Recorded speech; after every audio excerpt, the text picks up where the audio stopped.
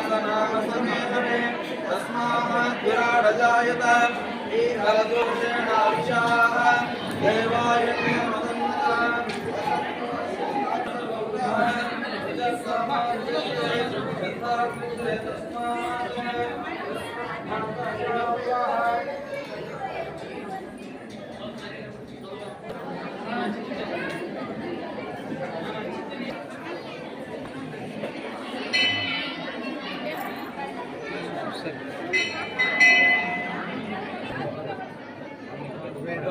देवाय नमः वामदेवाय नमो ज्येष्ठाय नमो श्रेष्ठाय नमो कालाय नमः मनाय नमः अघोरे सर्वेभ्यो समस्ताम्राय च अरुणाय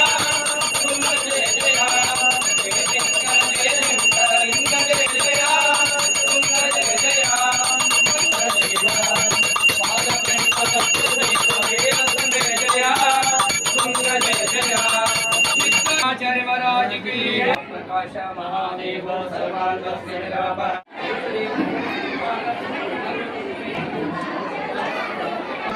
आग्रेय सर्वदेवानां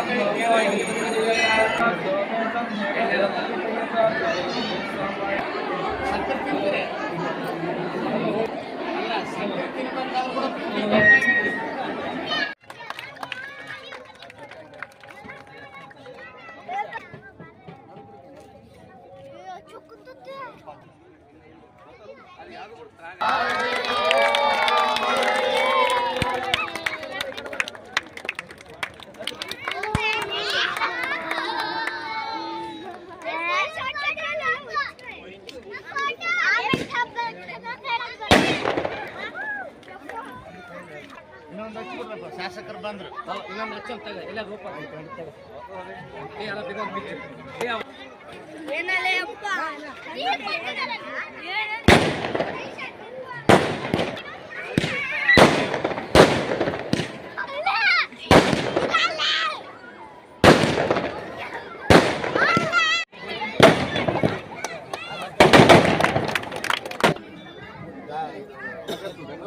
ಅಲ್ಲಿ ಒಳಗೆಲ್ಲ ತುಂಬಿಕೊಂಡಿದ್ದಾನೆ ಎಳ್ಕೊಂಡು ಹೋಗ್ಬಿಡ್ತದೆ ತನ್ನ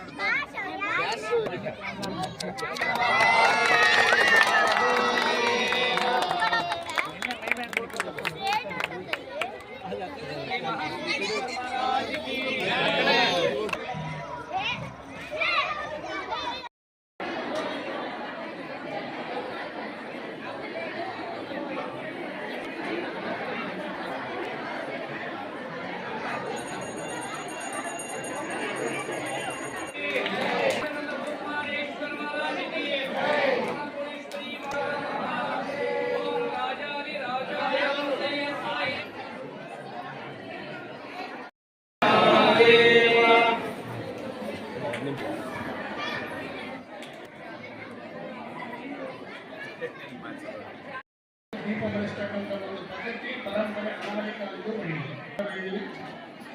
ಪ್ರತಿ ಸಾಲ ಕೂಡ ನಾವು ಕೇಳಿಕೊಳ್ಳುವಂತ ಕೊಡ್ತೀವಿ. ಸೂಚನಾ ಅಪೇಕ್ಷೆಯಂತೆ ನಗರದ ಶಾಸಕರು ಅಧ್ಯಕ್ಷರಾಗಿರ್ತಕ್ಕಂಥ ಡಾಕ್ಟರ್ ಶಿವರಾಜ್ ಪಾಟೀಲ್ ಅವರು ಮಾತಾಡೋದು ಉದ್ಘಾಟನೆ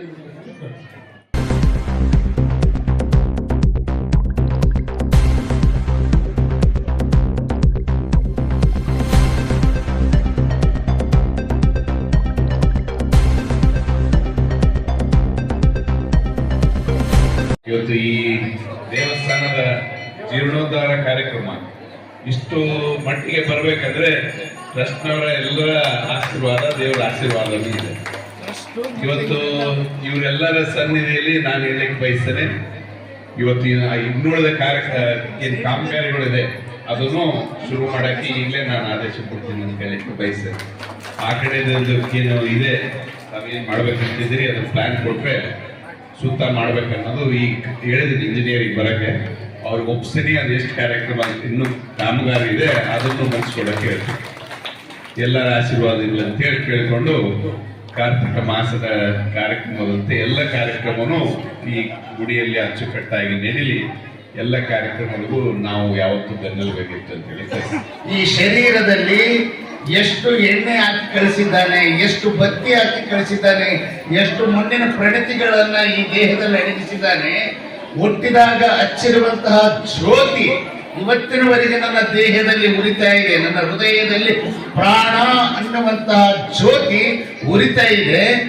ಈ ಪ್ರಾಣ ಅನ್ನುವಂತಹ ಜ್ಯೋತಿಯನ್ನ ಪರಮಾತ್ಮ ಯಾವಾಗ ಬೇಕವಾಗ ಕಳಿಸ್ಕೊಳ್ಬೋದು, ಯಾವಾಗ ಬೇಕವಾಗ ಮತ್ತು ಪುನರುತ್ಥಾನ ಮಾಡಿ ಈ ಜಗತ್ತಿಗೆ ಕಳಿಸ್ಬೋದು ಅನ್ನುವಂಥದ್ದನ್ನ ಅರಿವಿಕೆಯ ಇರುವನ್ನ ನಾವು ಸದಾ ಕೂಡ ಜಾಗೃತವಾಗಿ ಇಟ್ಟುಕೊಂಡು ಈ ಜ್ಯೋತಿಯ ದೂತಕವೇ ನಮ್ಮ ಪ್ರಾಣ ಅನ್ನುವಂಥದ್ದನ್ನ ನಾವೆಲ್ಲರೂ ತಿಳಿದುಕೊಳ್ಳಬೇಕು.